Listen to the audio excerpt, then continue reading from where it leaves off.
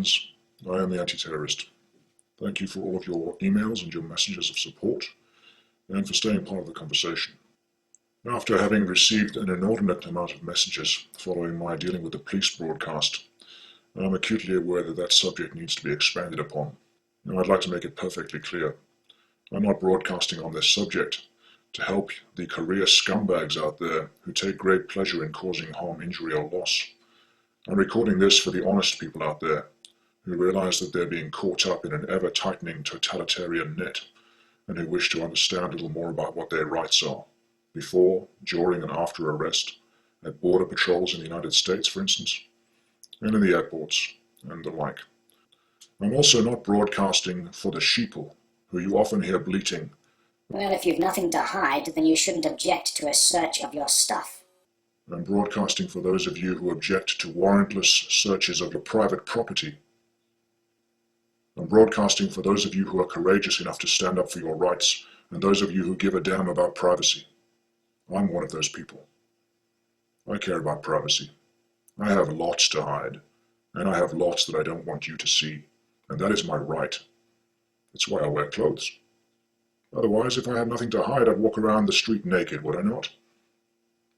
I also want to make it perfectly clear once more that I'm not against the police, as long as they behave as sworn peace officers, and that they operate under the oath they swore when they joined the police service. A good policeman is a peace officer, and not a law enforcement officer. He's not a zealous social reformer out to save you from yourself. A good policeman doesn't vigorously enforce unreasonable statutes. He doesn't write a ton of needless speeding tickets. His attitude is properly libertarian, and he doesn't bother those who live peaceably. He knows that his authority derives from the people, and he's mindful to be a good steward of that authority. He'll never try to trick you into flimsy consensual searches, or bully you into waiving your rights or offering information about yourself. A good policeman should be actively supported. And if you're not fully aware of the corporate nature of these entities, please go back and review my broadcasts on corporate revenue collection and corporate control. And so, with pseudo-martial law seemingly just around the corner, we still have some time to exercise our rights. So let's take a look at those. There are two golden rules when dealing with the police, especially if you feel like you're being unfairly dealt with. You may wish to revisit my dealing with the police broadcast to get a sense of number one, but I will remind you of it. Number one actually has three parts, 1A, B, and C. 1A is shut up. 1B is keep your mouth shut. Fish are only caught because they open their mouths. Keep yours shut. And 1C is, if you keep your lips pressed together, the silly words won't fall out. Rule number 2 is never consent. Never consent. Ever. Do not consent, especially if you feel you're being unfairly dealt with. Never consent. Period. Remember, they need your consent. They need you to understand. And so invariably, the officer will say, "Do you understand what I'm saying to you?" And your job is to say, "Am I obliged to understand? Am I obliged to seize, grasp, or comprehend what you just said to me?" Never making statements, always asking questions, because the master asks the questions and the servant answers them. If you stand there declaring that these officers work for a corporation and you declare that you're free, then the onus is upon you to prove that. Whereas if you ask the question, "Am I obliged to stand under what you just said? Am I obliged to stand under, to understand, to seize, grasp, or comprehend what you just said?" the onus of proof is upon them. They have to prove that you are obliged to understand, that you are obliged to consent. Do not make statements. Ask questions. Don't stand there foaming at the mouth, demanding that you be free. You are free. You're as free as you think you are. And all the while you're shouting and wailing and gnashing your teeth, you're just proving that you need to be taken care of. You're just proving that you're a belligerent slave, that you're an angry little slave, and you're upset about the slavery that you're suffering under. Start behaving like the master and you'll be treated like one. Ask the right questions. Get them to prove that they have some authority over you. And if you're getting those questions on the record, You could put that officer in a very difficult position if you were to instigate a lien based on his dishonor afterwards, for instance. Show them a little love. Couldn't hurt. In fact, there are a couple of gentlemen on YouTube that I have a tremendous amount of respect for. Charlie and Danny from the C. Veitch channel are a prime example of how to deal with the police, with compassion and understanding, and with a clear head, and always asking the right questions. You can see the police getting quite embarrassed in some instances because they realize that their authority is perhaps being stretched a tad, and they either toe the line or they start behaving like very naughty boys and kidnapping people.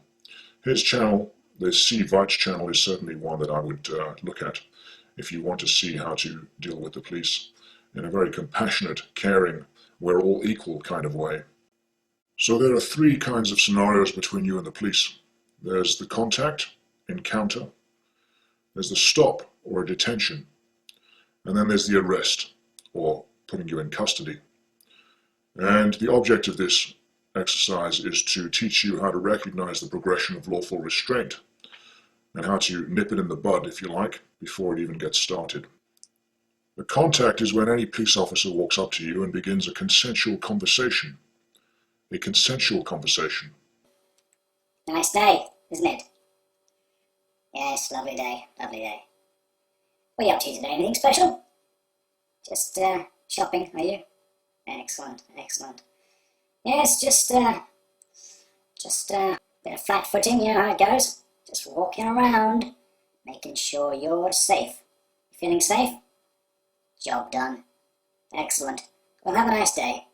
Have a nice day. And although this might seem innocent enough, you should always remember that police are never off duty. And they're never off duty because criminals are never off duty. Don't believe he's just being friendly. It's just a fishing expedition. Police officers chat up the public like men chat up women. There's an agenda going on here. That's not to say that there aren't any friendly police officers out there who just like a good chat to pass the time. But you should be aware, he's always on duty, he works for the state, and the state needs revenue. If the police officer is approaching you, he's doing it in his capacity as a caretaker. He's just there to make sure that everything's all right, in the same way that a waitress would come up to you while you're having a meal and asking you if the food is all right. He's just being a caretaker.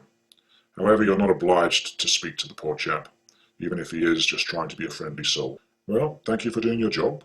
I appreciate it, officer. I have to be somewhere else, though. Goodbye. During that first contact, you have the utter right to ignore him and walk away. You're not required to tell him your name, and you're certainly not required to provide ID. Simple as that. The police officer's powers during a contact are nearly zero. If you disengage, there's nothing you can do without the required reasonable articulable suspicion for detention or probable cause for the arrest. He can walk along with you in public for as long as he likes and observe you, though. He can also ask you to take your hands out of your pockets because you could be hiding something that could injure him. So when you're approached by an officer in the first instance, make sure your hands are out of your pockets so that he doesn't have to ask you to remove them. Don't put yourself in a position where you have to follow orders. He has the right to feel safe and be safe.